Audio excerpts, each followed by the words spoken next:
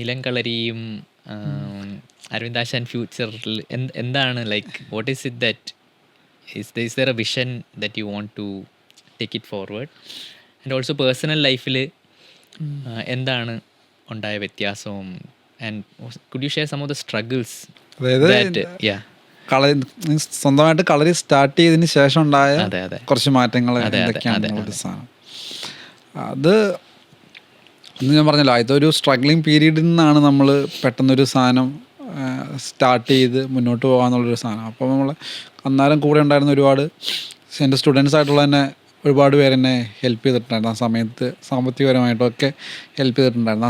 അതുകൊണ്ടുകൂടിയാണ് നമ്മൾ ആ സമയത്ത് മുന്നോട്ട് പോകാൻ നമുക്ക് ഇത് വന്നത്. അപ്പം അടിസ്ഥാനപരമായിട്ട് നമുക്ക് മുന്നോട്ട് പോകണമെങ്കിൽ എപ്പോഴും പൈസ ക്യാഷ് അനിവാര്യമാണെന്നുള്ളൊരു സാധനം നമുക്ക് ആ സമയത്ത് മനസ്സിലായി. കാരണം നമ്മൾ എത്രയൊക്കെ തളർന്നു നിന്നാലും നമുക്കൊന്ന് കയറണമെങ്കിൽ നമ്മളുടെ കോൺഫിഡൻസ് മാത്രമല്ല, നമുക്ക് ഉറപ്പായിട്ടും നമുക്ക് സാമ്പത്തികപരമായിട്ടുള്ളൊരു ശേഷി കൂടി നമുക്ക് വേണം.